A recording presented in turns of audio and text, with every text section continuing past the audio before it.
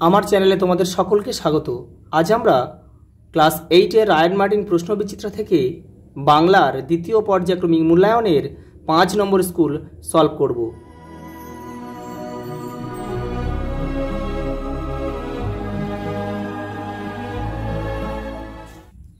দেখে নাও, দাঁড়াও কবিতাটিতে কবি কার পাশে দাঁড়াতে বলেছেন? মানুষের পাশে। তোমাকে সেই সকাল থেকে মনে পড়ছে, তোমার মতো মনে পড়ছে। কে সন্ধ্যা প্রদীপ দিচ্ছিল? রমা। রমার ভাইয়ের নাম কি? যতীন।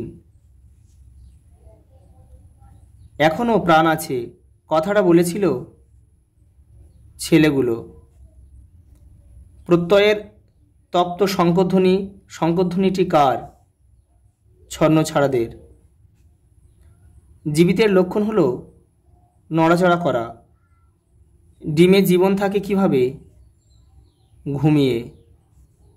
রৌদ্রে যেন গন্ধ লেগে আছে। কিসের গন্ধ? স্বপ্নের।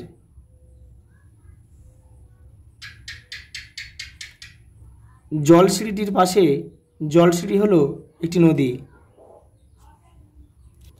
পরেরটা দেখো, 2-এর দাগের। আজ সকালে মনে পড়লো একটি গল্প। কোন সময়ের গল্পের কথা বলা হয়েছে? এটা হচ্ছে স্বদেশী যুগের সময়কার, এটা নাটোরের কথা থেকে নেওয়া হয়েছে। স্বদেশী যুগের সময়কার গল্পের কথা বলা হয়েছে। রওনা হলাম সবাই মিলে হৈ হৈ করতে করতে। কোথায় যে রওনা হলেন? নাটোরে। জলে তার মুখখানা দেখা যায়। জলে কার মুখ দেখা যায়? বুনো চাল তার।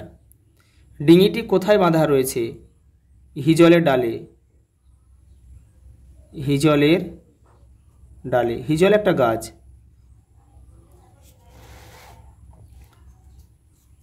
বুকু কোথায় বসে খেলা করছিল? তাদের বাড়ির সামনের রোয়াকে বসে। বুকুর মার কি কেনা ছিল? সিনেমার টিকিট। অপু কার সঙ্গে প্রথম গ্রামের বাইরে পা দিয়েছিল? তার বাবা হরিহর। হরিহর কোন শিষ্যের বাড়ি গিয়েছিল? লক্ষণ মহাজন।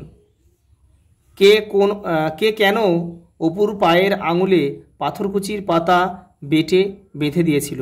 অমলা দিয়েছিল। কারণ কি হচ্ছে? বাঁশে পা কেটে গিয়েছিল বলে। দুর্গা ছোট হাঁড়িতে কি রান্না করছিল? ভাত। পরেরটা দেখে নাও। মোরা মুসলমানের ছেলে, সব সইতে পারি ও পারি না। কে বলেছিল এবং কেন বলেছিল? তোমাদের টেক্সটের কিন্তু 70 নম্বর পেজে উত্তরটা রয়েছে।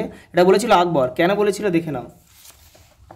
এই যে দেখো, বেনি যখন বলেছে, বেনি রাগ সামলাতে না পারিয়া কথার মাঝখানে চেঁচে উঠে বেঈমান ব্যাটারা, তাকে সেলাম জানিয়ে বাজিয়ে এসে এখানে চালাকি মারা হচ্ছে। এই বেঈমান বলেছিল বলেই কিন্তু আকবর কর্কশ কণ্ঠে বলেছিল যে খবরদার বড়বাবু, বেঈমান কইও না, মোরা মুসলমানের ছেলে, সব সইতে পারি ও পারি না। পরের প্রশ্ন দেখো, অঙ্কুর বের হওয়ার জন্য কি কি প্রয়োজন? উত্তাপ, জল, মাটি। বৃক্ষ শিশু কোথায় নিদ্রা যায়? কঠিন ঢাকনা যুক্ত বীজের মধ্যে। পরেরটা, বুকু অবাক হয়ে ফেলফেলিয়ে মায়ের মুখের দিকে তাকিয়েছিল কেন? দেখে নাও। এই যে দেখে নাও, বুকু অবাক হয়ে ফেলফেলিয়ে মায়ের মুখের দিকে তাকিয়েছিল কেন? এখান থেকে এই পর্যন্ত লিখতে হবে।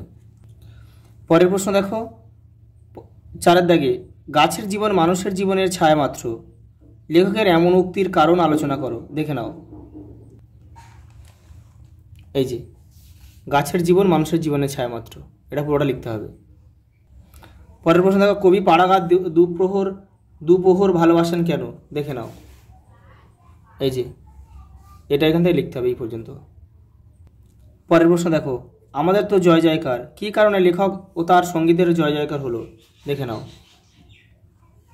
এখান থেকে এই পর্যন্ত।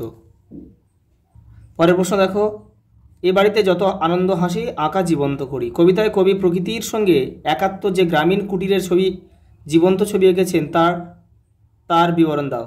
দেখে নাও।